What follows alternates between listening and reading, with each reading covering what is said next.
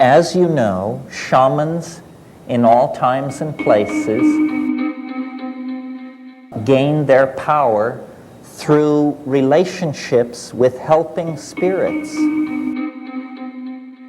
Nowhere in our world do we have an institution like that we do not consider pathological, except in the tradition of the muse, that artists, alone among human beings, are given permission to talk in terms of my inspiration, or a voice which told me to do this.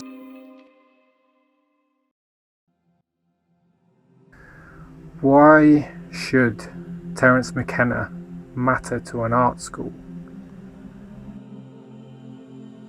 Well, get this. He was reading Carl Jung at age 10. He was taking the strongest psychedelics known to man at age 17. And then finally spending time with the artists of the Amazon jungle by the time he was 25.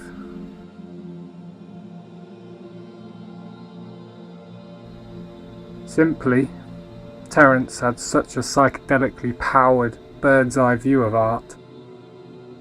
I don't believe anyone could rival his zoomed out view of art. We don't have a clue as to how we got here. Most people can't think further back than the first Nixon administration, let alone, the arrival of the Vikings, the fall of Çatalhöyük, the melting of the glaciers, so forth and so on.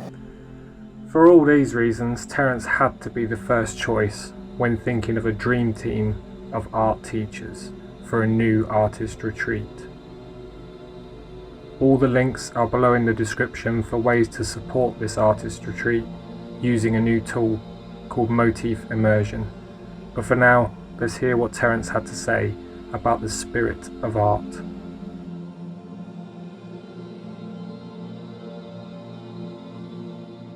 Well, I believe that to the present moment, language, again in the broadest sense, speech, dance, musical composition, language has just been allowed to grow like topsy. It's been a kind of every man for himself situation.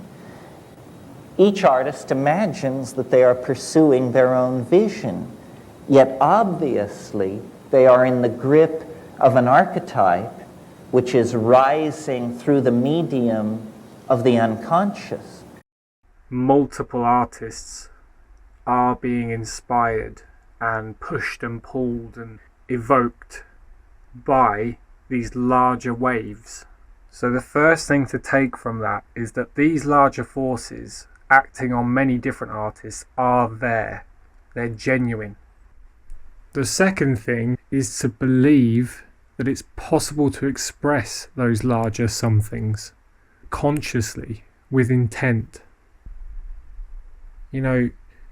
This, as Terence has said, this kind of fumbling around, every man for himself, almost vanity in expression.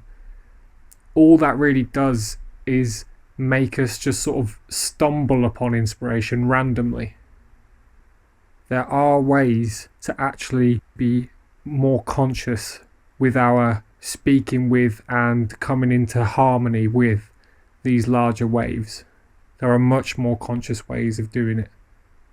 Right? It's only early stages, but the motif immersion process really shows this is possible. And I think it's something a new art school should aim for. What we cannot say, we cannot communicate, and by say I mean dance, paint, sing, mime. What we cannot say, we cannot communicate. Have you seen the film Into the Wild? It's a true story, Chris McCandless was a young man from America, and he basically just went off to go and live in the Alaskan wilderness, living off the land. Well, something happened to him. Chris unfortunately eats a toxic berry and meets an untimely end. After having these incredible special experiences out in nature in Alaska, his dying words written in a book were, "Happiness only real when shared."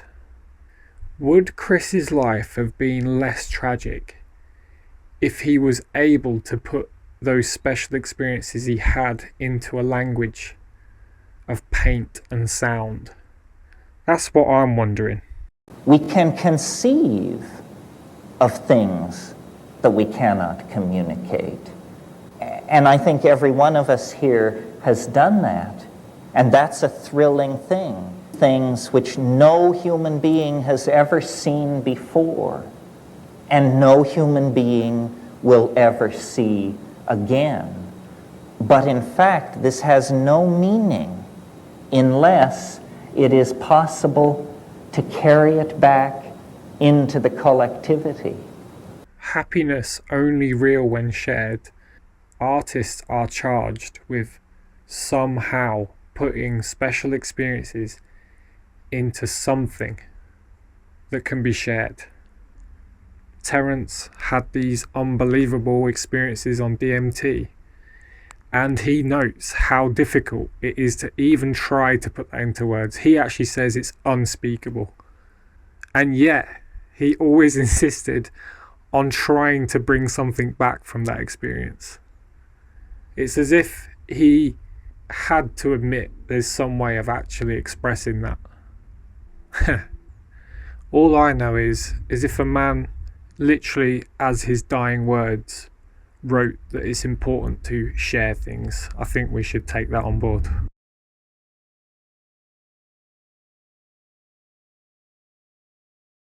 One of the most depressing things to me about the art scene, and I had a chance to reconnect with this because I was just in New York, is it now has a kind of directionless quality. You know, these post-meaning movements in art, deconstructionism, and this sort of thing. You know, to whatever degree art over the past several centuries has wandered in the desert, it is because this notion of the artist as mystical journeyer was pretty much lost. Post-meaning, post-this, post-modern, let's face it, a lot of art now is shite. Let's just say it. Instead of just getting arsey and just critical about it all, Terence actually gives us a very clear way out of that. He's pointing towards what the shamans were and are. And so if we just learn a bit more about what shamans were involved with, nature spirits, muse, invoking those kinds of things, if we go towards that and go into that more, I think it's going to help us stay very clear of whatever god-awful mess it is that's happening, not just in high art, you know, the galleries, but also in film and music, TV, everywhere. As you know, shamans in all times and places gain their power through relationships with helping spirits, which they sometimes call ancestors, sometimes call nature spirits, but somehow the acquisition of a relationship to a disincarnate intelligence is the precondition for authentic shamanism. Thin line, the thin thread of shamanic descent into our profane world leads through the office of the artist.